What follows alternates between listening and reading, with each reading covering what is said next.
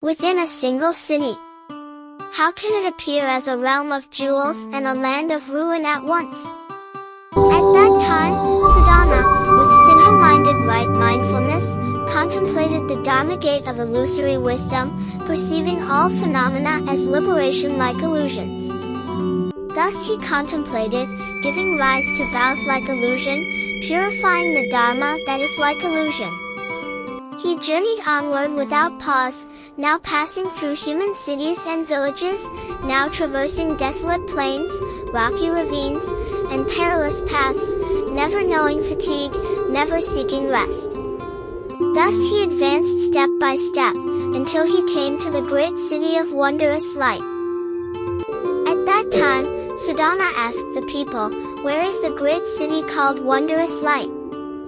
All replied, saying, "This very city is called Wondrous Light. It is the dwelling place of the Raja Great Light." Hearing this, Sudhana rejoiced greatly and thought to himself, "Here dwells my noble spiritual guide." Having formed this thought, he entered the city of wondrous light. He beheld the great city, formed of the 7 precious substances, gold, silver, lapis lazuli, crystal, and pearls, encircled by many layers, adorned with manifold splendors. Surrounding the city were deep moats of the 7 precious substances, filled with waters endowed with 8 virtues, their beds spread with golden sand. Blue lotuses, red lotuses, white lotuses, and wondrous lotuses covered the waters everywhere. Rows of jeweled tala trees stood in 7-fold array, interwoven with manifold adornments. The city extended for many leagues, encircled in all directions, with 8 great gates opening to the 8 quarters, all adorned with the 7 precious substances. Within the city were countless avenues, between each road dwelled immeasurable multitudes of beings. Within the city arose countless towers of gold, silver, lapis lazuli, and crystal, each draped with nets of wish-fulfilling jewels. There were also innumerable nets of jeweled bells, celestial fragrances, and heavenly flowers, spreading everywhere above. Throughout the city were raised jeweled canopies, banners, and pennants, all moving gently with the breeze. Before the royal seat were gathered immeasurable garments, ornaments, fruits, and treasures, filling the space without limit. Beholding all these wondrous treasures, Sudhana's mind remained without attachment. Advancing step by step, he beheld the Raja Great Light, not far from his dwelling, seated upon a lion throne at the crossing of the 4 great avenues. He sat upon a vast and wondrous lion seat, fashioned of wish-fulfilling jewels and a treasury of lotus forms. The king sat in full lotus posture, his bearing utterly serene, his marks and characteristics perfectly complete.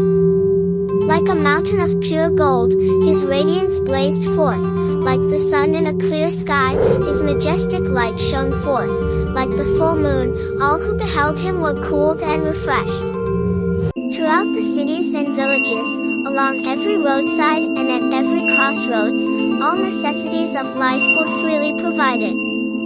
At each path stood countless bodhisattvas, distributing these provisions to sentient beings, so that their minds might be purified, their afflictions extinguished, and their paths of action made pure. At that moment, Sudhana cast his body to the ground, prostrating with his 5 limbs, and bowed his head at the feet of the noble king. With reverence, he circumambulated to the right innumerable times, then stood still with palms joined. Noble one, I have already given rise to the mind of unsurpassed, perfect enlightenment. Yet I do not know how a bodhisattva should learn the bodhisattva practices, nor how to cultivate the bodhisattva path. I have heard that you are skilled in guiding and instructing. I humbly pray that you will teach me. Good man, I have purified and cultivated the bodhisattva practice, known as the Great Banner of Compassion. I have brought this practice to fulfillment. Before immeasurable hundreds of thousands of millions, indeed, inconceivable numbers of Buddhas, I inquired into this Dharma, contemplated it deeply, and cultivated it with adornment. I rule by this Dharma. By this Dharma I instruct. By this Dharma I embrace all beings. Taking compassion as the foremost principle, endowed with the power of compassion, I cause beings to abide in compassionate minds. Thus all beings attain cool clarity of heart and are freed from every fear. Abiding in this great banner of compassion, I am able to teach and transform the world through the true Dharma. Good man, within my land, all beings dwell without fear.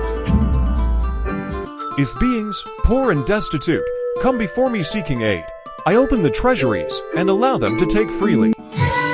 And I tell them, do not commit evil. Do not harm beings. Do not give rise to distorted views. Do not cling in attachment. Good man, the living beings who live in this city Wondrous light are all bodhisattvas who have brought forth the intent of the great vehicle. According to their mind's wishes, that which they behold is different. Perhaps they see this city as being narrow and small, or they see this city as being vast and great.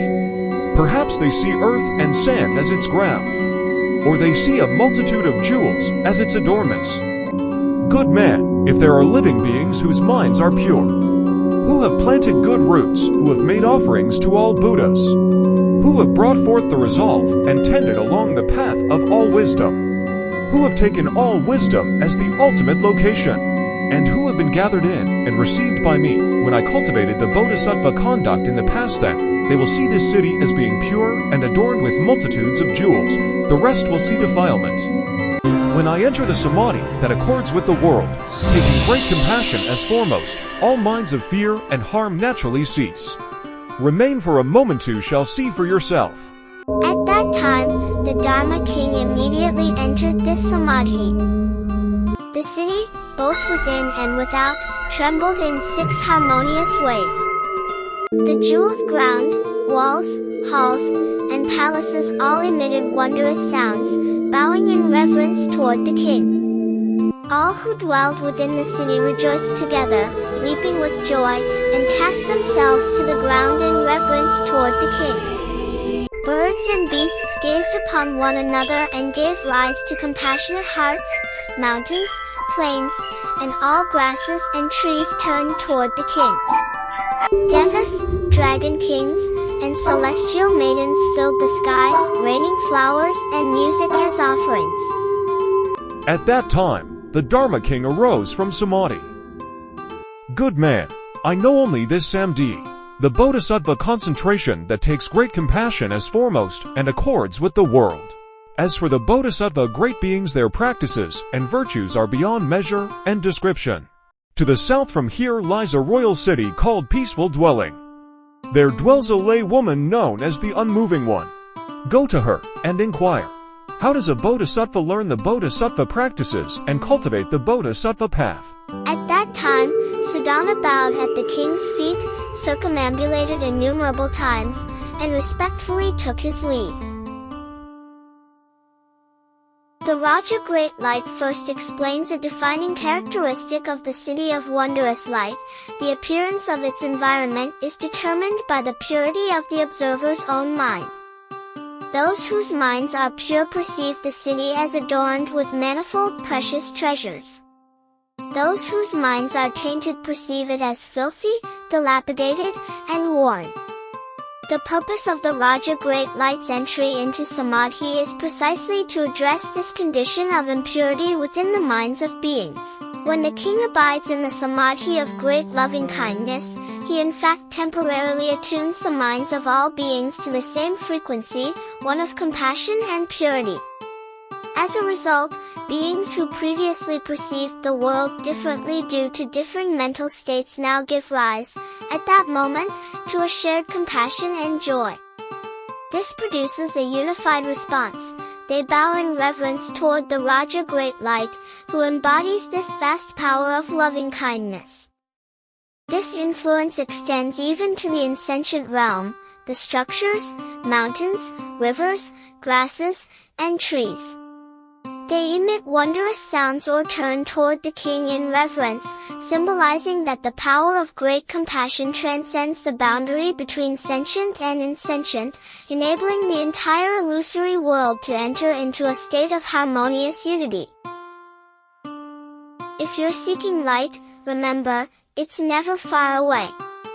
It has always been within your heart. In the next chapter, we'll follow Sudhana to meet his next wise teacher.